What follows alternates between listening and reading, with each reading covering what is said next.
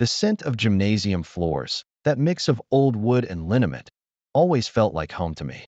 For 23 years, it was home. Coach Kevin O'Connell, that was me, 45 years old, teaching history by day, shaping futures on the basketball court by night, right here in Columbus, Ohio. My life revolved around those kids, around the rhythm of practice drills, the roar of the crowd, the quiet conversations in my office about college applications or a bad breakup. I loved it. I loved the feeling of purpose, the sense that I was building something, not just a team, but a community, one honest effort at a time. Laura, my wife, she was a part of that community too, in her own way. She was a force of nature, really, charismatic and connected to everyone. She took on the presidency of the school's athletic booster club a few years back, and she poured herself into it.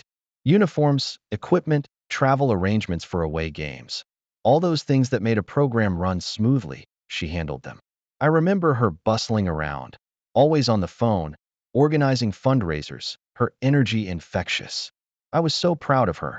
We were a team, I thought, both of us contributing to the success of the school's sports programs, pouring our shared energy into the next generation.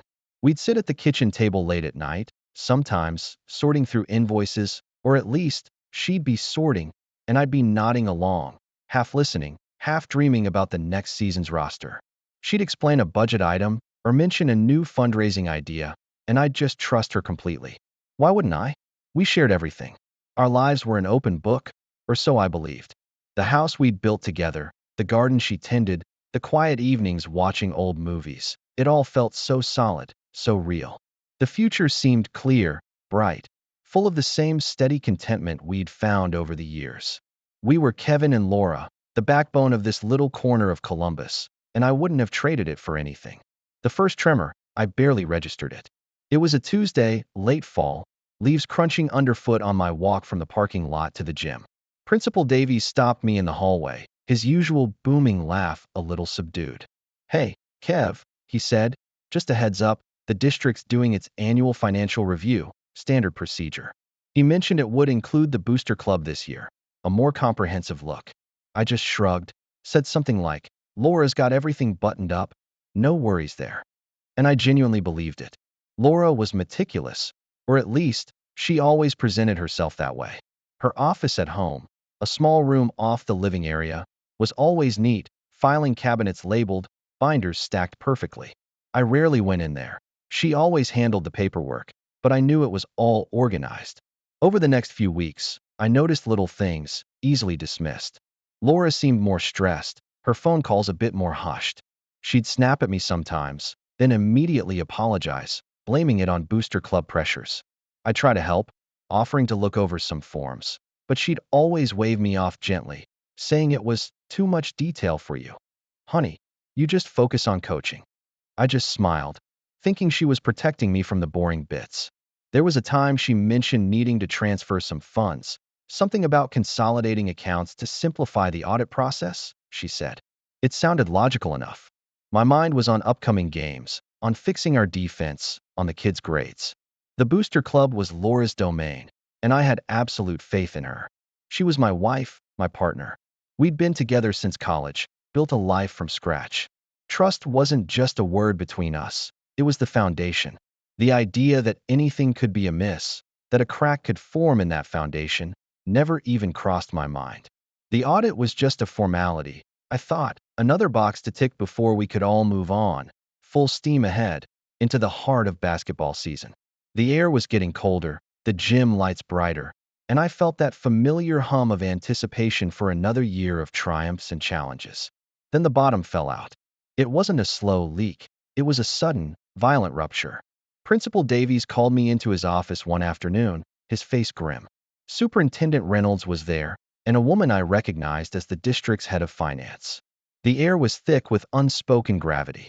They sat me down, and Mr. Davies cleared his throat, his usual jovial demeanor completely gone. "Kevin," he started, "the booster club audit. It's revealed some significant discrepancies." My stomach dropped. I stared at him, my mind trying to catch up, still thinking it must be a mistake, a clerical error. But their faces told a different story. The finance woman, Ms. Albright, laid out a stack of papers. She pointed to figures, to dates, to what she called unexplained withdrawals and missing funds. Hundreds of thousands of dollars. My blood ran cold. And then came the knife twist. She slid a printout across the table. It was an email, purportedly from me, authorizing a large transfer. Then another, a receipt for equipment that had never been delivered, signed with what looked like my signature. Forged. My mind screamed the word. It wasn't me. It couldn't be. But the paper trail, meticulous and damning, painted a picture of my direct involvement. I looked at their faces, seeing not concern, but accusation. Principal Davies looked away. Superintendent Reynolds' voice was clipped, official. They told me I was suspended, effective immediately, pending a full investigation. My head spun. The gym, the kids, my classes, it all vanished in a haze of unreality. I walked out of that office in a daze, the fluorescent lights of the hallway suddenly harsh, unforgiving. My world, stable and predictable just moments before, had become a terrifying, unfamiliar landscape. The whispers started immediately, a low hum that followed me out of the school and into the chill Columbus air. Every glance felt like a judgment. I drove home, numb, the steering wheel slick in my hands. Laura was there, bustling in the kitchen, making dinner, completely oblivious. Or so I thought. When I told her, the words tasting like ash in my mouth, she dropped a pot lid with a clatter. Her face went pale, her eyes wide with what looked like genuine shock. "Oh my God, Kevin," she whispered, her voice trembling. "What are you talking about?"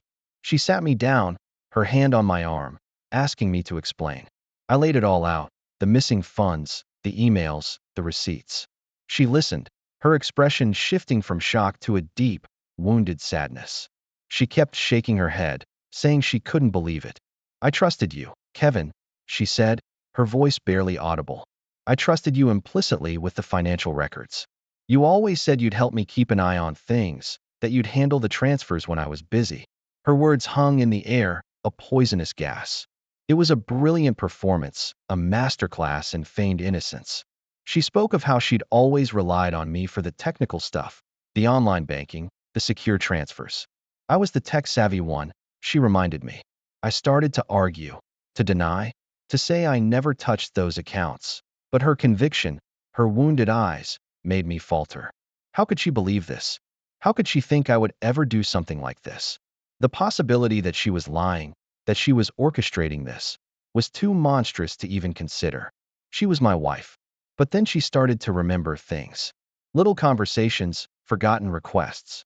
"Didn't you tell me you were consolidating some funds, honey?" She'd ask, her brow furrowed with concern. "Didn't you say you'd handle that big equipment order?"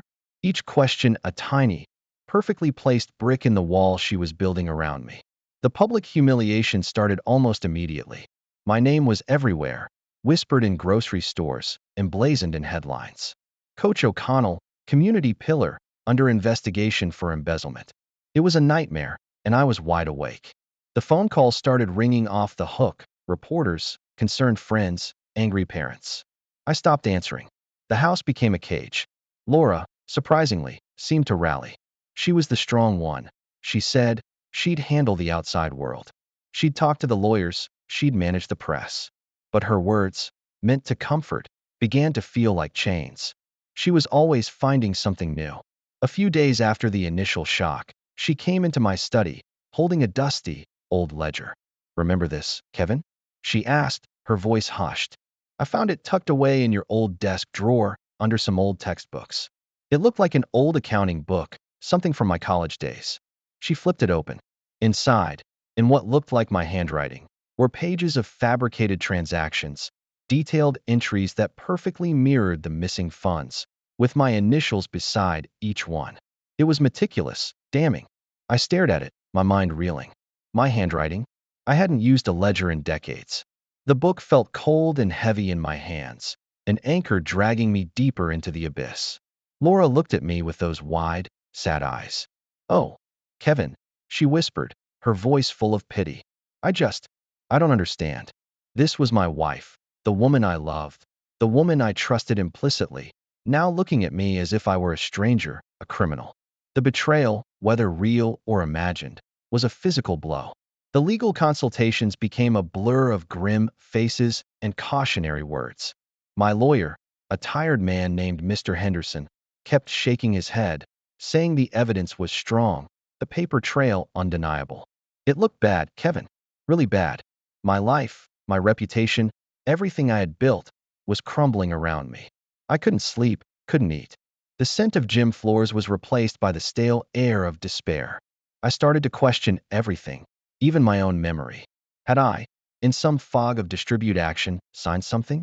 Authorized something? Was I losing my mind? The isolation was profound. My students, my colleagues, the community I loved, they were all gone, replaced by a gaping void.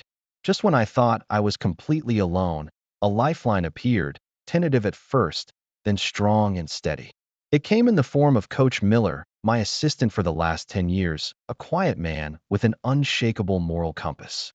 And then a few parents, the kind who always volunteered for everything, whose kids I'd coached since middle school.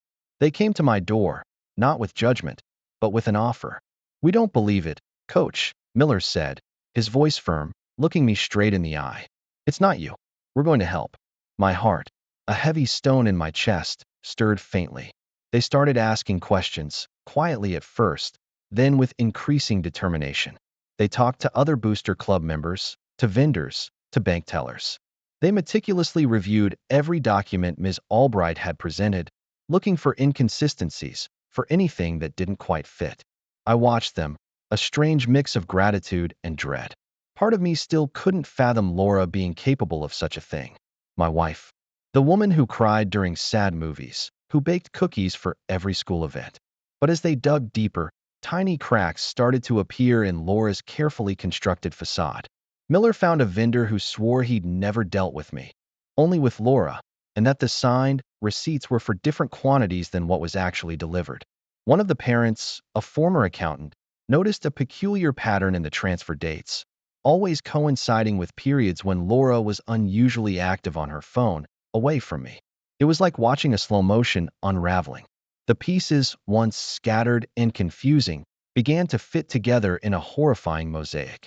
My initial reluctance to believe, my desperate clinging to the image of my innocent wife, slowly gave way to a cold, hard dawning of the truth. The realization hit me like a physical blow. She wasn't just innocent. She was the architect of my downfall. The truth, when it finally burst into the open, was devastating and liberating all at once.